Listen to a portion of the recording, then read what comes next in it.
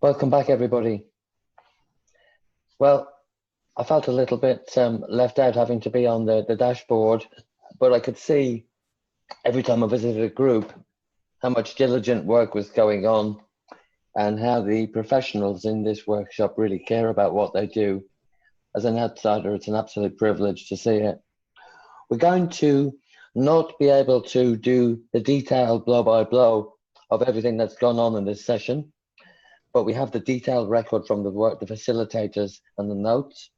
The purpose of this little plenary debrief then to just take off the top what sort of discussions were going on in a few minutes.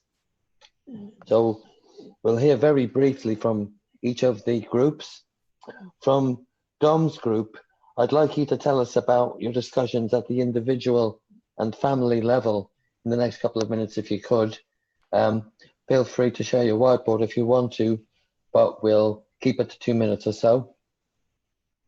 All right, thanks, Bill. I've been allocated to talk. I didn't do a lot of talking hours because I just wanted to hear from the guys over in Western Australia, and Danny and Vince were really great in terms of what their input was to it, which was really, really good. So we looked at the individual interpersonal one. Some of the thoughts: just held events without thinking about the individual, have events rather than have the individual or makeup of the sport. So really communicating that interpersonal stuff with the athletes, but also the parents or the carers. So just confidence in the ability of the kids to participate and compete in events, whether it's with other kids with disabilities or with able-bodied children as well.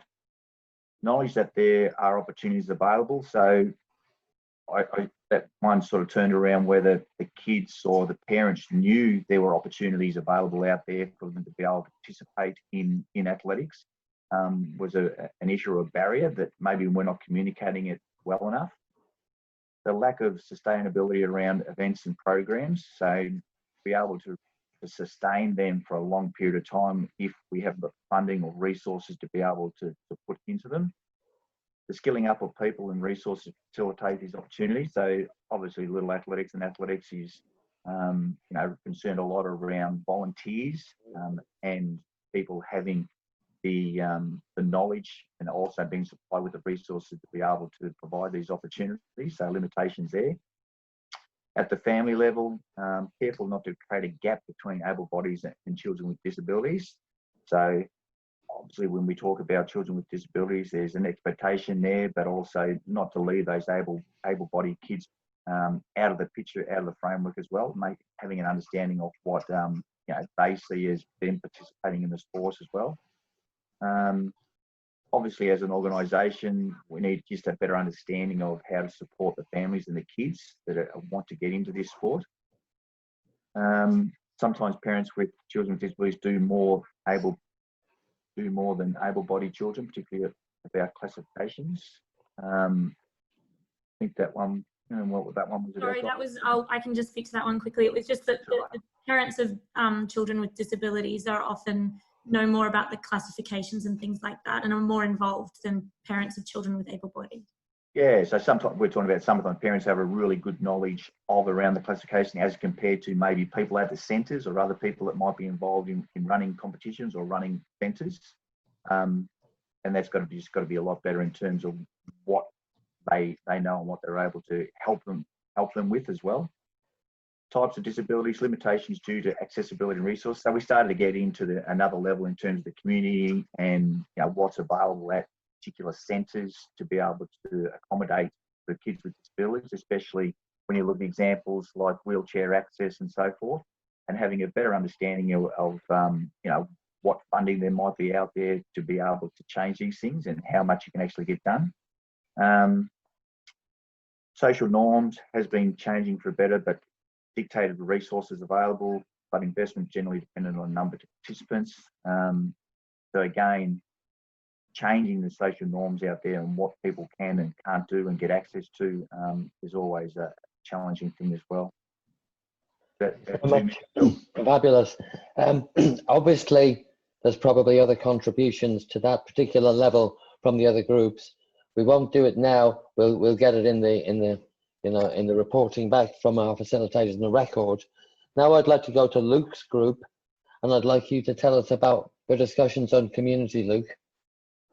Yeah, I'll just pull up my screen for everyone, if I can find it. There it is. So a bit of a different layout, but this is what we've come up with in our group. We had the community level.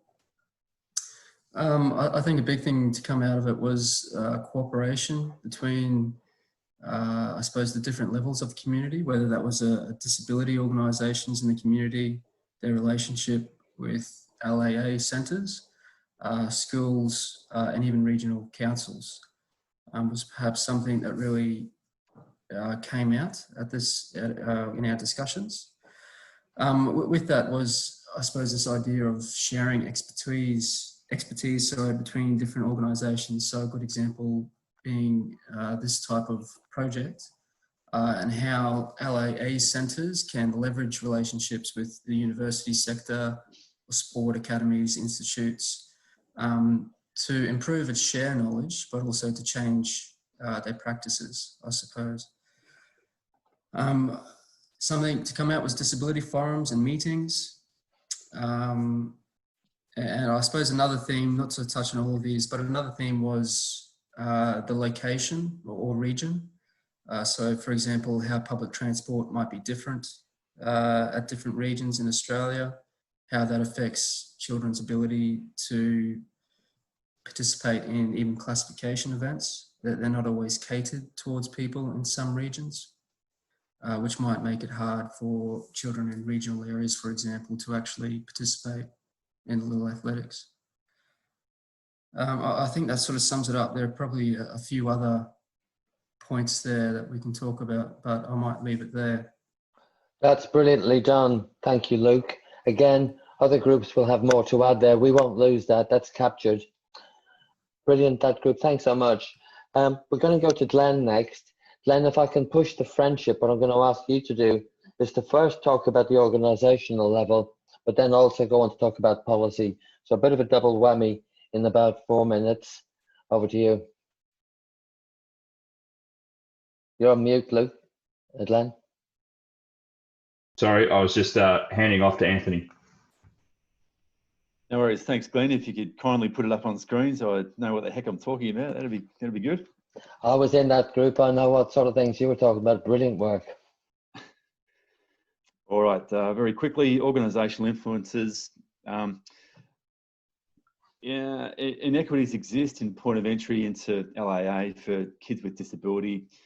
An element of unknown and fear when it comes to servicing kids with disability at centre level. And we're talking about parents that don't have kids themselves with disability, simply don't know what language to use, how to, often, not always, of course, but don't have the confidence to deal with kids with disability or understand necessarily inherently what their needs are. And of course, those needs with kids with disability are on a sliding scale often, and there's no two kids often that have the same sorts of needs. Lack of clarity on modifications to rules to include kids with disability in genuine competition, particularly at the centre level. And our experience here in Victoria is that kids with disability generally just join in pretty loose, but get kids just involved. But even that is somewhat confronting to many people, many of our administrators. You know, how do we do that fairly? How do we do it safely? Policy planning procedure, practice inconsistent, state versus centre. I'll just skip on down through a couple of these. High risk on management of perceptions on standard inclusion, catering to kids with disability versus other products in the market, such as school sport. And this comes from the parents. Parents are such a critical group for us to engage with and to communicate with in this project. Absolutely critical. They will ensure its success or lack thereof.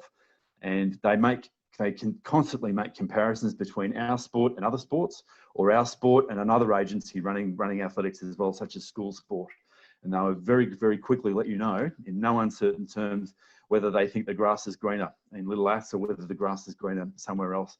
And it's very, very challenging for an administrator's point of view to try and ensure that all of those parties are managed effectively for the good of the sport, because not everyone necessarily has the agenda of the good of the sport.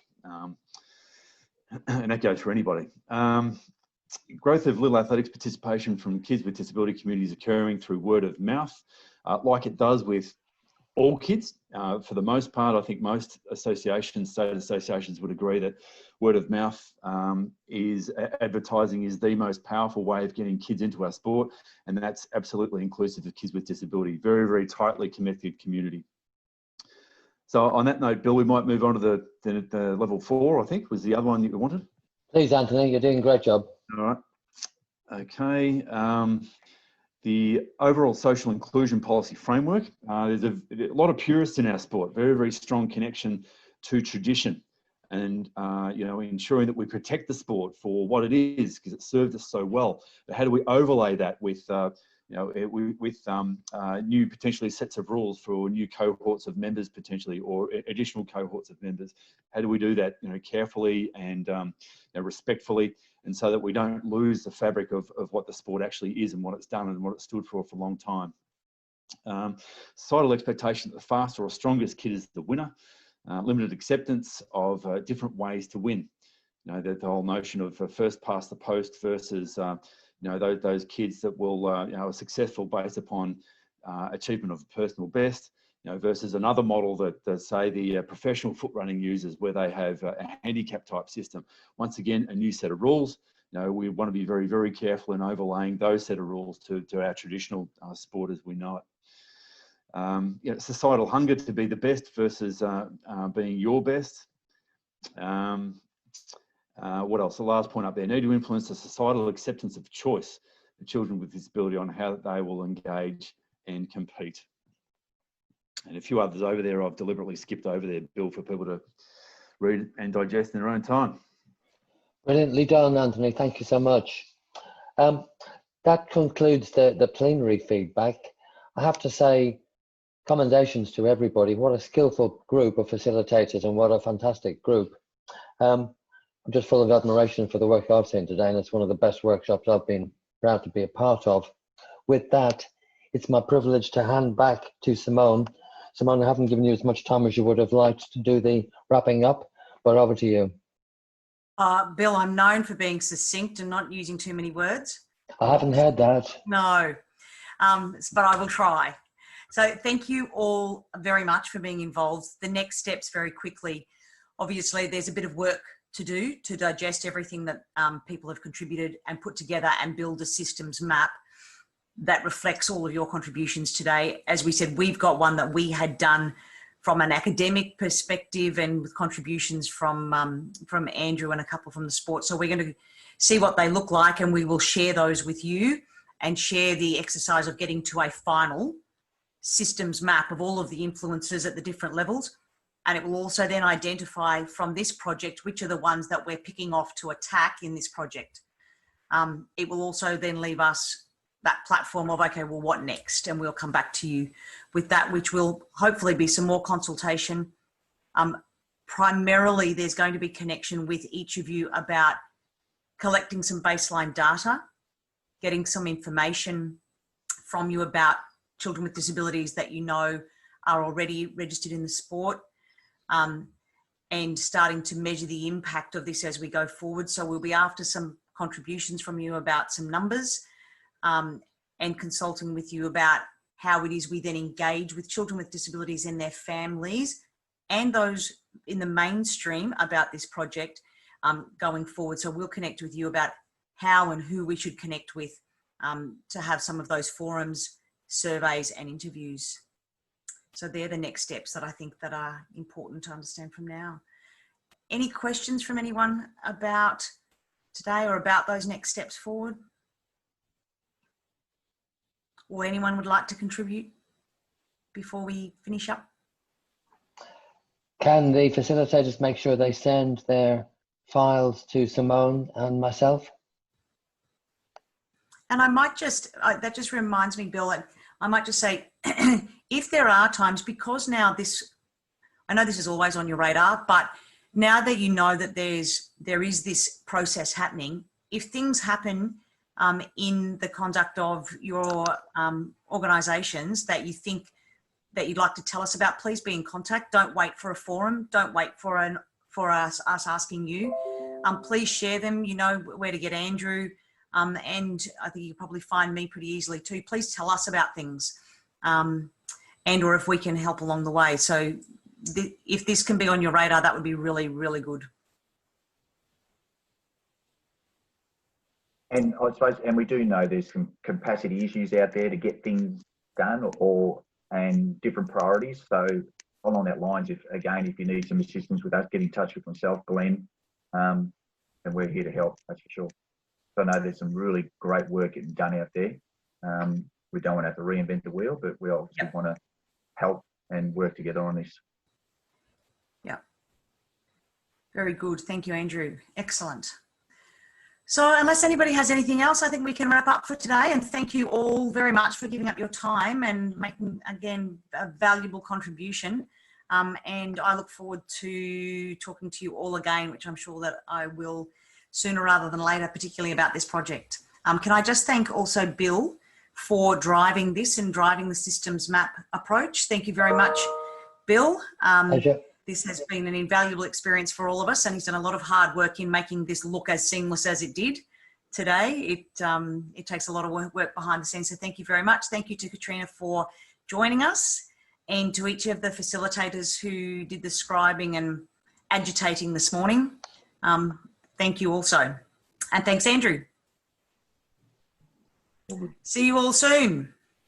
Thanks, guys. Okay, thanks everyone. Thanks, Bill. Thanks, Simone. Thanks, guys. Thank you.